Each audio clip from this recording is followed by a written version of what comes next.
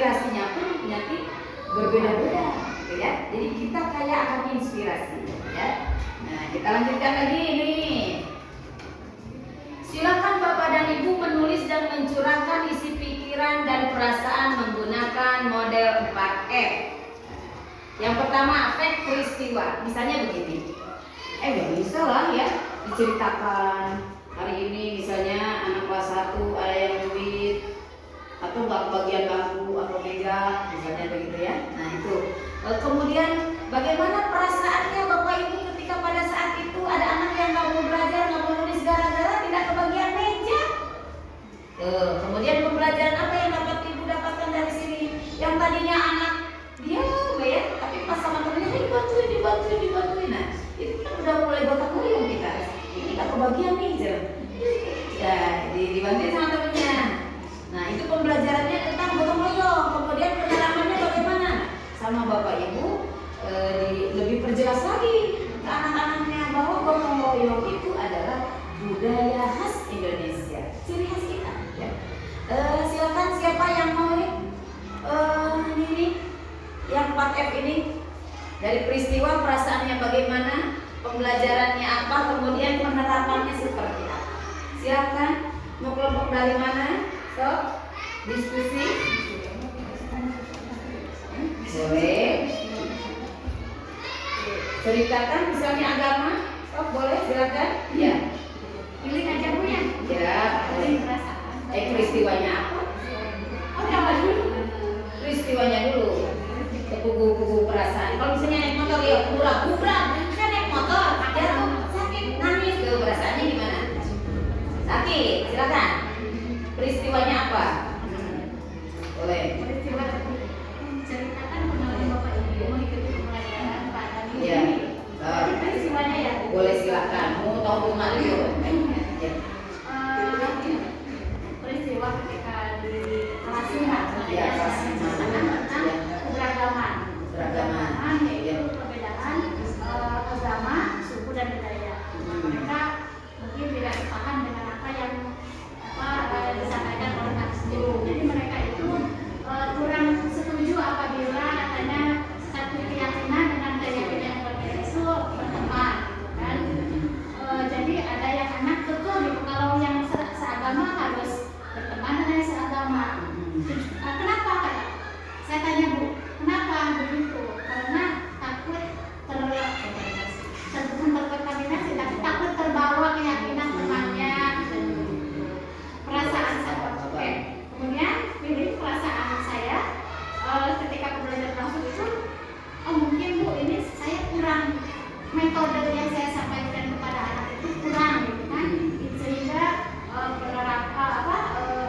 teknik yang saya sampaikan kepada anak tentang keberagaman ini kurang pas gitu, sehingga anak tidak bisa mencerna apa yang saya sampaikan kepada anak tentang keberagaman, untuk saling menghargai dan toleransi kepada antar agama. Pembelajarannya metode pembelajarannya yang harus lebih pembelajaran yang lebih inovatif lagi, inovatif lagi, kreatif dan lebih supaya memberikan motivasi kepada anak-anak bahwa menerapkan pembelajaran tentang keberagaman itu seperti apa, menghargai, menghormati, itu harus lebih dijelaskan lagi secara spesifik. Penerapannya dalam keseharian. Kalau makan bagaimana? Kita hari Rabu suka makan tuh. Kalau misalnya beribadah caranya. Sebelum makan berbaca doa dulu, kemudian sesudah makan juga baca doa. Penerapannya seperti itu. Kan berbeda-beda ya cara makan itu ya, yang berbeda agama begitu. Iya. Kalau di kelas 5 waktu itu keberagaman itu tentang hari apa tuh? Hari raya ya? Tentang hari raya. Bagaimana anak nanyanya kalau tidak salah, Ibu boleh tidak mengucapkan gitu ya? Ya. Nah itu ya. Iya itu juga. Mungkin Metode pembelajarannya.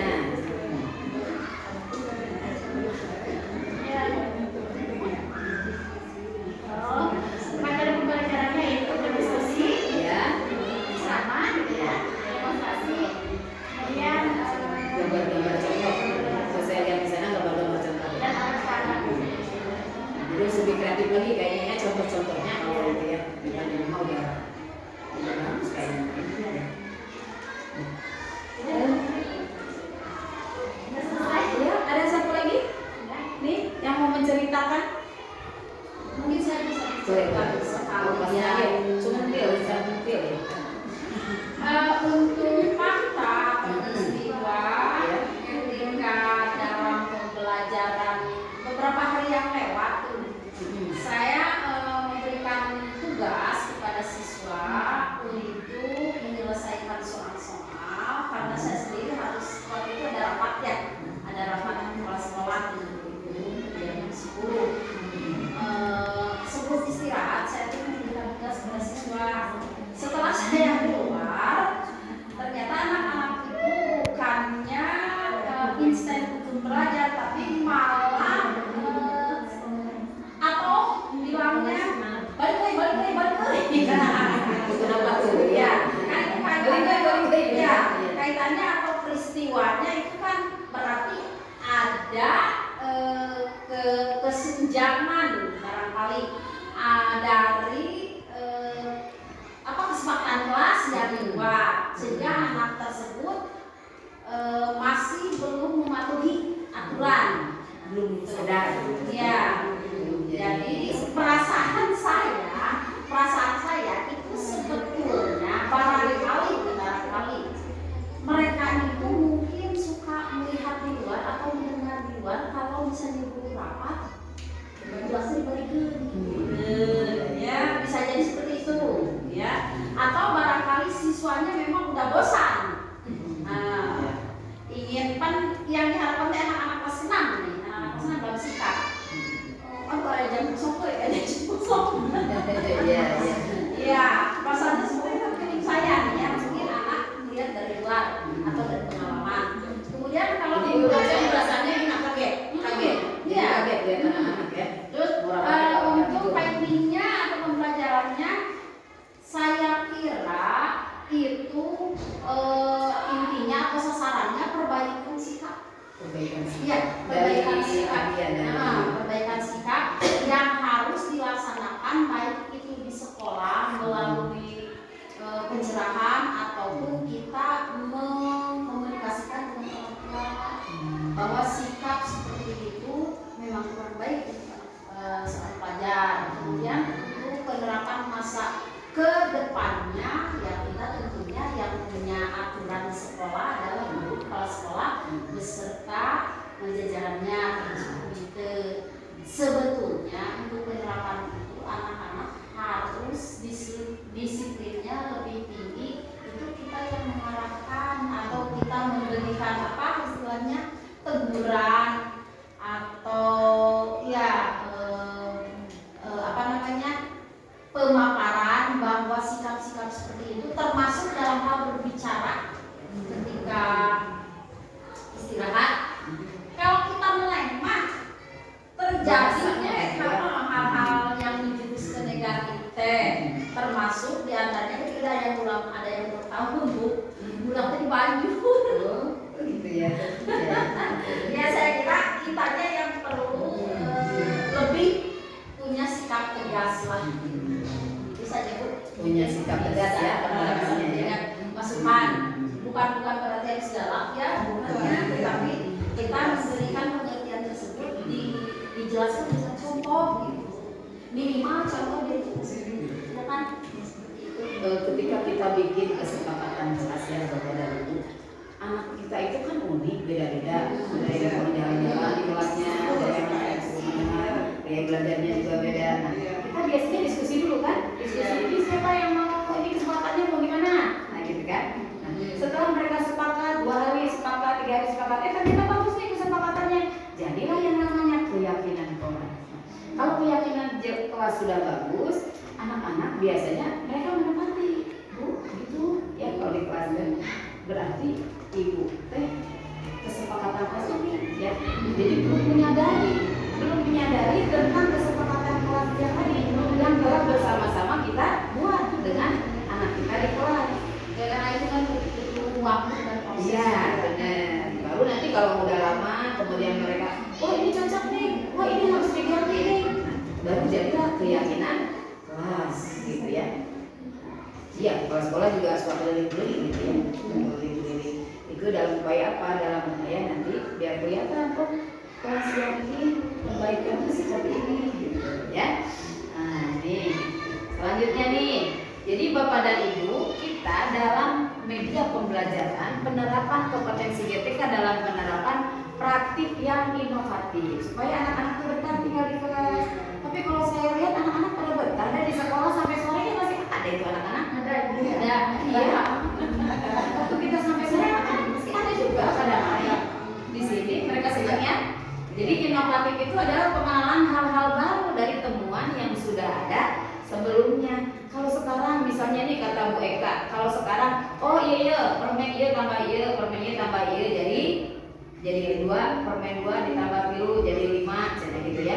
Tapi ketika nanti ditambahkan inovatif dikenalkan dengan iya harganya sekian ditambah sekian. Nah, kemudian bendanya juga jadi beragam sekarang nah. Coklat mah 3.000, iya mah 2.000. Nah, misalnya gitu ya. Nah, jadi itu beragam. Itu namanya inovatif. Kalau kemarin kita hanya menempel-nempel begini misalnya ya. Nah, nanti kita tambah misalnya dengan membuat dari kayu, buat dari kertas tisu.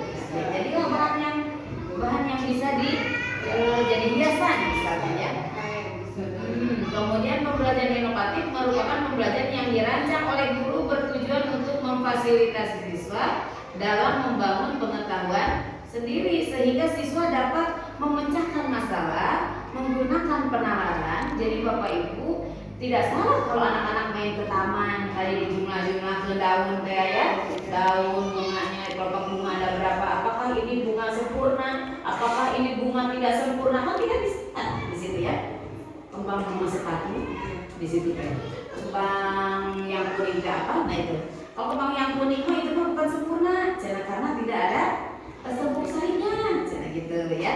Itu juga bisa jadi anak mengembangkan ide, kemudian pengambilan keputusan yang tepat dengan kompetensi yang dimiliki siswa dengan menggunakan model pembelajaran yang menyenangkan. Tadi udah ada tuh modelnya itu yang di luar cina, praktek langsung, demonstrasi, ya kan? Nah itu, ini query tadi ini bagaimana cara memecahkan masalahnya nih? Nah gitu tadi ya. Nah gitu. Kemudian umpan balik. Ini Bapak Ibu tadi kan udah pada diskusi. Sekarang umpan baliknya ya. Nomor 1, menurut Bapak dan Ibu apa yang akan terjadi jika sekolah tidak melakukan refleksi pembelajaran? So, kelompok yang mana? Kalau tidak ada refleksi bagaimana? Iya tadi sudah ada. Iya. Ya, bagaimana? Kalau tidak ada refleksi? Silakan. Ya Pak Dito ya. Ya, boleh. Sok parut ya kalau.